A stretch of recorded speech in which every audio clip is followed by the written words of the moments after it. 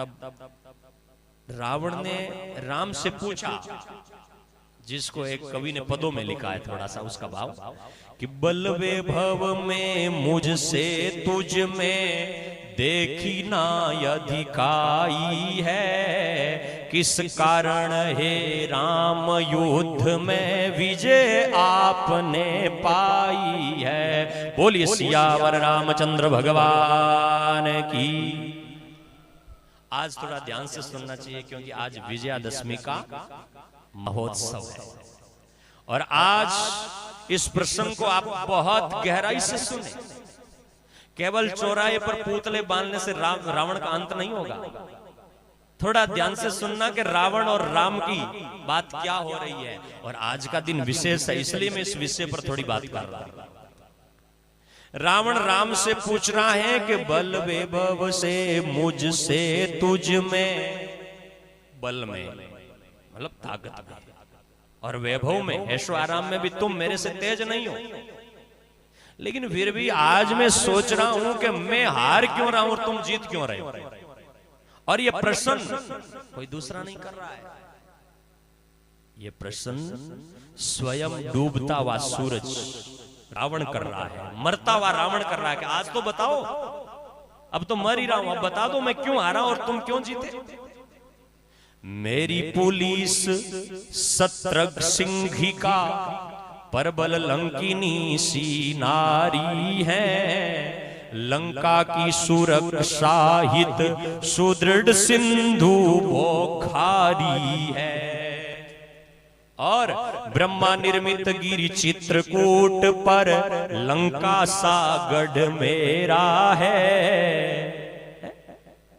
मेरे अंग विलास पूर्ण तुम तापस वेश उदासी हो। मैंने सोने की लंका बनाई है और वो भी ब्रह्मा निर्मित गिरि चित्रकूट पर्वत पर सोने की लंका, और उस सोने की लंका की रक्षा के लिए चारों तरफ समुद्र की खाई, समुद्र को पार करना कितना मुश्किल है, समुद्र की खाई है, और आपने अपने जीवन में सोने की कुटिया नहीं छवाई है। फिर भी किस कारण हे राम युद्ध में विजय आपने पाई है। फिर भी आप क्यों जीते। सोने की कुटिया भी नहीं बनाई और मेरा तो पूरा घर था, फिर भी आप क्यों जीते। राम जी कुछ नहीं बोले, मुस्कुराते रहे, कुछ भी नहीं बोले, क्योंकि समझदार बुद्धिमान और जिसके पास में कुछ होता है ना वो बोलता थोड़ा कम है, कम। राम गहरे गंभीर धीर गंभीर है, इसलिए राम बोले नहीं। और जब राम जी नहीं बोले तो रावण ने दूसरा प्रश्न फिर किया कि मेरे अंग विलास पूर्ण तुम तापस वेश उदासी हो। वन वन डोल रहे घर बिन निज वृक्षों के नीचे डेरा है। वन वन डोल रहे हो, कभी इस पेड़ के नीचे कुटिया बनाओ, कभी यहां बनाओ, कभी वहां बनाओ, कभी यहां बनाओ, ऐसे घूमते तुम फिर रहे हो और फिर भी बताओ तुम जीते कैसे। मेरे 1 लाख बेटे 1.25 लाख नाते पोते, फिर भी कैसे जीते। और मेरी मंदोदरी जैसी पटरानी और इतनी स्त्री है, और आपकी तो सीता एक थी, उस सीता का भी मैं हरण करके ले आया, फिर भी आप कैसे जीते।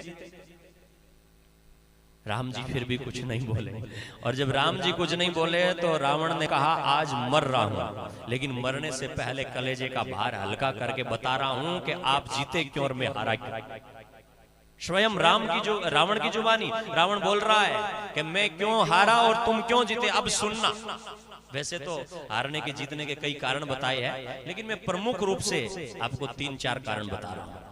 पहला कारण तो रावण ने यह बताया कि मैंने मात पिता की करी न सेवा, दीना कष्ट महाई है, मैंने दीना कष्ट महाई है। आपने माता पिता और गुरु की पदरज शीस चढ़ाई है, इसी कारण है राम युद्ध में विजय आपने पाई है।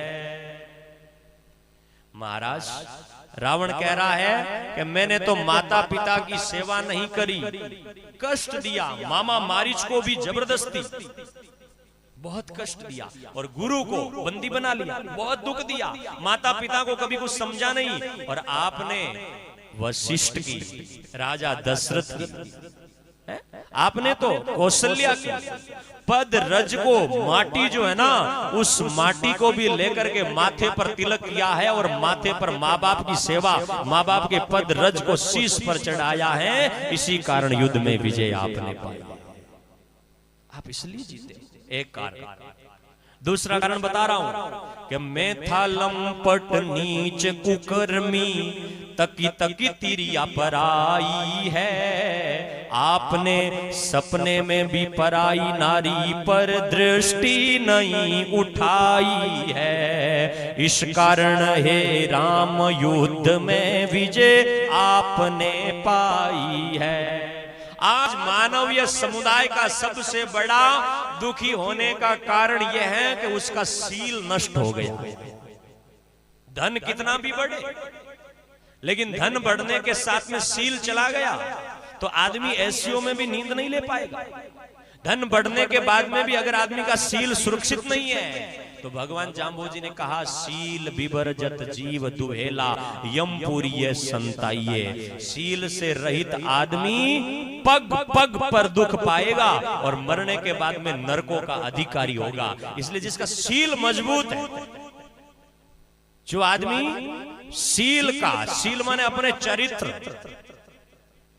आदमी का धन गया तो कुछ नहीं गया। मैं एक अंग्रेजी राइटर की एक किताब, उसकी वो कुछ पंक्ति थी वो पढ़ रहा था।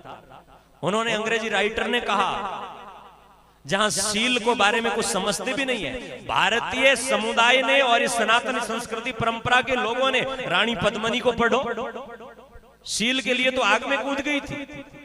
सीता को पढ़ो, जब रावण सामने आया और रावण सामने आकर के खड़ा होता है तो सीता एक तिनका उठा करके खड़ा कर देती है। रावण बोला, ये सारी लंका, सारा राजपाट ठाट सब कुछ दे दूं।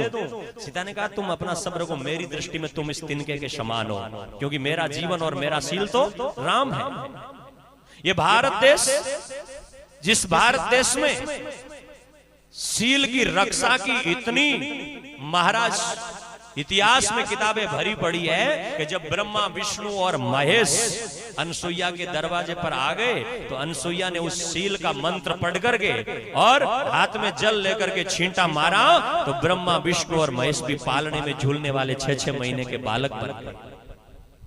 और वो सील अगर किसी आदमी का चला जाता है तो सील से रहित आदमी कैसा होता है? बोले सील से रहित आदमी गुण लगे हुए मोट और मूंग के जैसा होता है।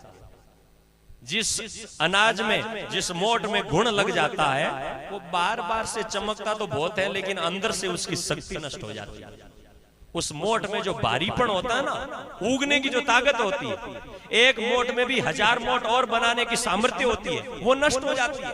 तो ऐसे ही जिस आदमी का सील चला जाता है उस आदमी का विल पावर बहुत कमजोर हो जाता है और वो आदमी नया काम नहीं कर सकता है, धर्म का पालन नहीं कर सकता है, सीना उठा करके, मस्तक उठा करके सीना तान करके नहीं चल सकता है। क्यों? क्योंकि सील नष्ट हो गया है और सील चला गया तो सब कुछ चला गया, आदमी के पास में कुछ भी नहीं बचता है। और आज रावण हारते हुए यही बात बता रहा है कि मैं था लंपट नीच कुकर्मी, तकी तकी तिरिया पराई है, और आपने सपने में भी पराई नारी पर दृष्टि नहीं उठाई है। इसी कारण आज युद्ध में विजय आपने पाई, इसी कारण आप जीते हो।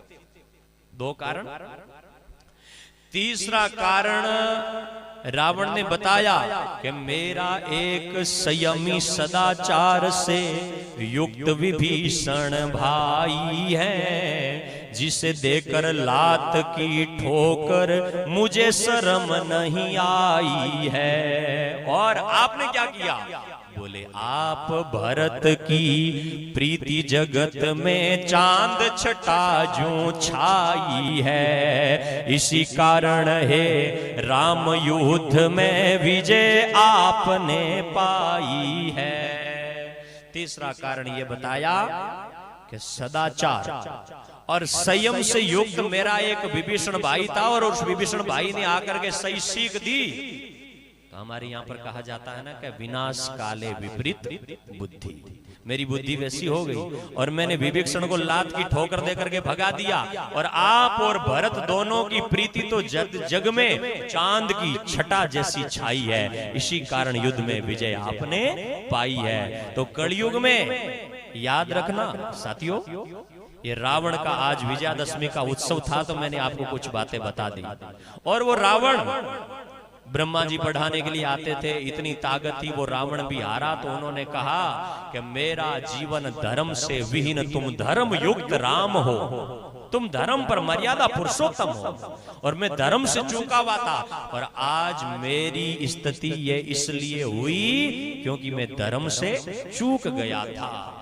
तो इसलिए साथियों, मैं प्रमुख बात ये बता रहा था कि कितना भी धन आ जाए, कितनी भी संपत्ति आ जाए, कितना भी कुछ आ जाए, लेकिन धर्म मत छोड़ना। और धर्म छूट गया तो धर्मो हंति हंता, धर्मो रक्षति रक्षिता।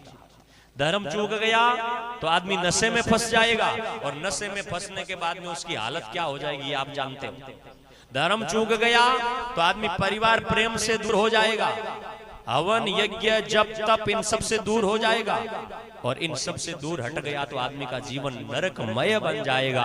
इसलिए धर्म पर रहो, और धर्म पर रहते हुए सदैव भगवान से प्रार्थना करो। आइए